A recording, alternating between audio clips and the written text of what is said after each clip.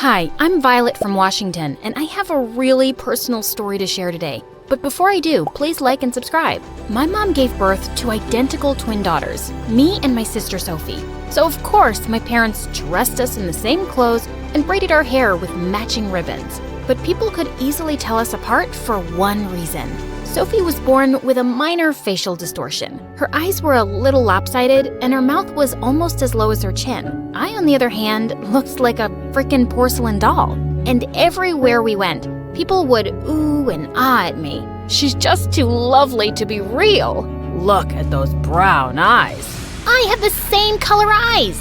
But everyone ignored Sophie, and it really got to her. I kept telling her she was just as pretty as me, but she wouldn't hear a word of it. And as years passed, my sister grew to hate me. Sophie did everything she could to make me feel as sad and angry as she felt. She'd spread rumors about me at school, steal my diary, and once, she tried to shave off my eyebrows. I was living in fear 24/7. Worst of all, my parents didn't take it that seriously. I'll take away her electronics for a week. That's not enough, Dad. Sophie is trying to ruin my life. What if she tries to seriously hurt me? Oh, Violet, that's silly. Sophie's just going through a phase, and we would never let her harm you. They didn't understand. And when I turned 14, things really turned upside down. One afternoon, I came home from school to find Sophie in the living room with my parents, and they looked furious with me. How could you do something like that, Violet? What are you talking about? Sophie said you locked her in the closet for an hour. We heard her calling for us. What? Just then, I saw Sophie and she was smirking at me. I just don't think I feel safe around Violet anymore, Mommy.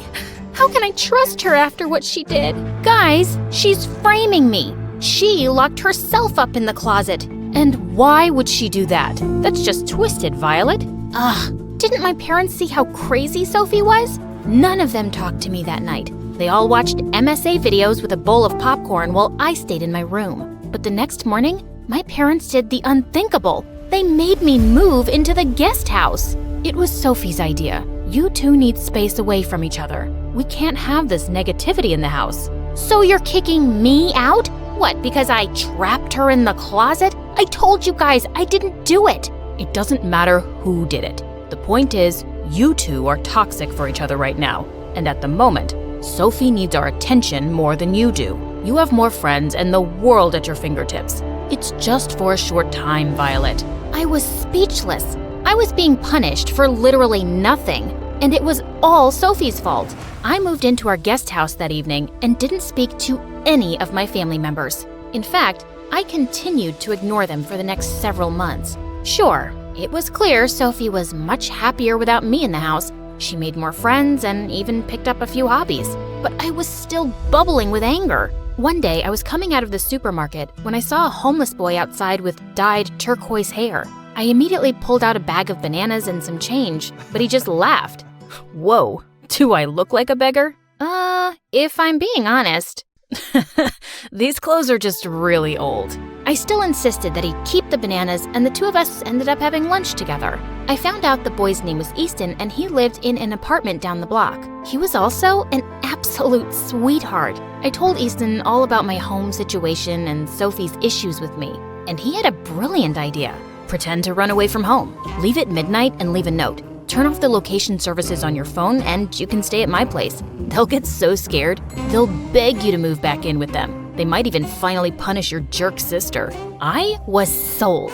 My whole family deserved a little scare. So that night, I sent a text to both my parents to tell them my plans and switched my location to private. I spent the next 2 nights at Easton's apartment. His family was really poor and I had to sleep on a torn cot. But I felt fantastic. My parents were probably going crazy. Maybe they think you joined a gang.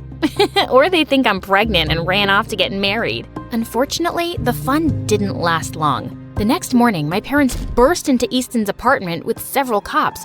They hugged me and cried for a moment, but then they were furious. Why would you scare us like this? We had no idea what was going on. Sorry, but you kicked me out for no reason and then neglected me for 6 months. I needed to teach you a lesson. Teach us a lesson? Violet, we know the living situation isn't perfect and we know we haven't been giving you as much attention, but just disappearing like you did? That's crazy behavior. Come with us right this second." After that, Mom let me move back into the house, but she watched me like a dog. Sophie even suggested I shouldn't leave home without her escorting me, and my parents agreed. Luckily, I could still hang out with Easton, who was the only person who seemed to care about me.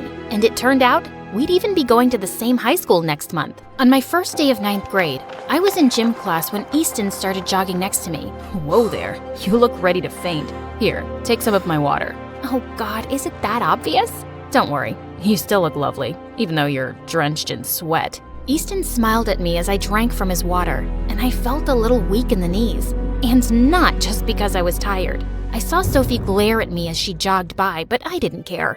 As months passed, Easton and I just got closer, and whenever Sophie was mean, he always defended me. "You can make fun of Violet's dress all you want, but she's the one who got a party invitation and you didn't." Secretly, I had the biggest crush on Easton, but I was way too chicken to ever tell him. I was just grateful to have a best friend. It was exhausting living with a bully 24/7. Then one day when I came home from school, my parents gave me shocking news. They'd found a plastic surgeon to fix Sophie's facial distortion. They couldn't completely get rid of it, but I'd never seen my sister so happy. I felt so ugly my whole life, Violet. I know it sounds shallow, but I can't wait to be as beautiful as you. Sophie, look at me. You've never been ugly. But if getting this surgery makes you feel more confident, then I support you. Sophie started to cry then and hugged me. I stayed with her in the surgery room the entire time, and she even apologized for how she treated me.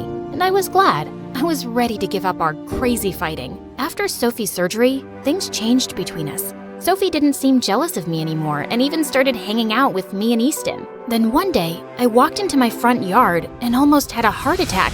Sophie was kissing Easton. Hey, does someone want to tell me what's going on here? Well... Violet, I've been meaning to tell you. Easton and I like each other, and I asked him out. I felt like I was gonna throw up. I pulled Sophie aside angrily. How could you do this to me? Sophie, I love him, and you know it. I know you love him, and I'm sorry, but I've been hanging out with Easton for a couple of weeks, and we have a connection. No, I have a connection with him. You barely know him. I don't get it. You got the surgery. You have everything I have now. Why would you hurt me like this? Violet, I'm not trying to hurt you. I really like Easton, and I just want to be happy for once. I can't take this anymore. You made me miserable for 14 years, and then got me kicked out of my own house, and convinced Mom to basically ground me for 24/7. This is the last straw.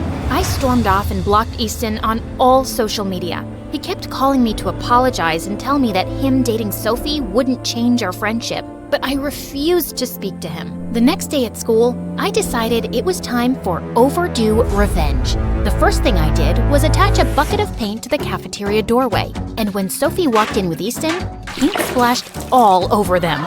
Everyone laughed like crazy, and I felt great. I got suspended for a day, but it was worth it. And I didn't stop there. That entire month, I pulled every prank I could think of on them at school, putting spiders in their locker and gluing their butts to the classroom chairs. I felt guilty for being a jerk, but Sophie deserved it, didn't she? And Easton was dating my sister, who bullied me my whole life. Then one day, I was studying in the courtyard when Easton walked over to me, and he looked furious. "I've had it with you, Violet. Your jealousy has turned you insane. All the kids at school now are terrified of you." "What do you mean? I've done nothing to anyone except you and Sophie." "Really? 'Cause the bucket of paint from your prank got all over the cafeteria floor, and one kid tripped and sprained his ankle. I'm sorry you're hurt about me dating Sophie, but it happened organically. Our feelings for each other had nothing to do with you. I know you're hurt, but don't become a bully because of it."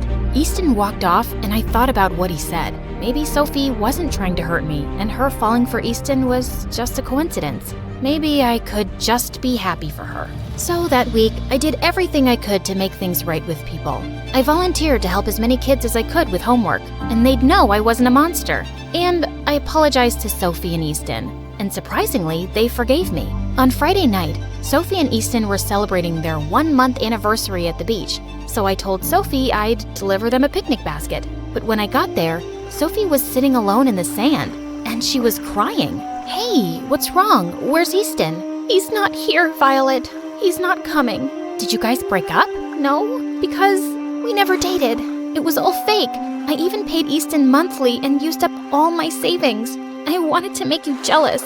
Wait, what? I don't understand. I thought that after my surgery, people would start treating me differently because my face looked better. I thought I'd finally get as much attention as you. But because my distortion isn't totally fixed, I didn't. And that made me angry. But I can't do this to you anymore. I feel horrible. I couldn't believe what I was hearing. Sophie kept apologizing, but I couldn't even look at her. I didn't want revenge. I just didn't want to deal with her anymore. Things completely changed between us after that.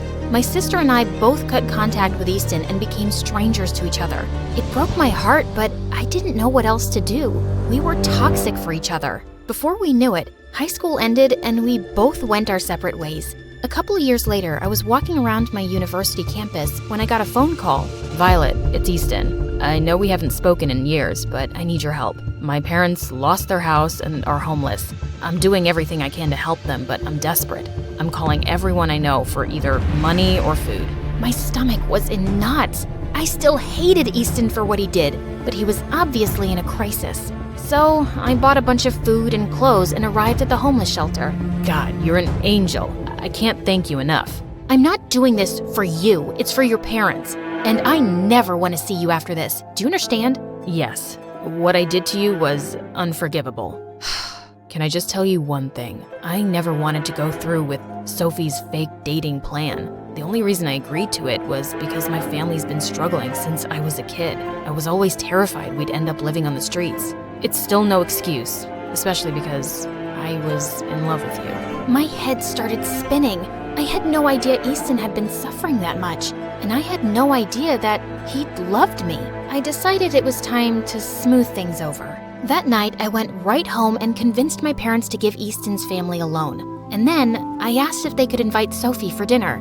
"Oh, sweetie, that's a wonderful idea. She's doing well these days, but she talks about you a lot." For some reason, I was happy to hear that. When Sophie came over, she immediately ran to hug me.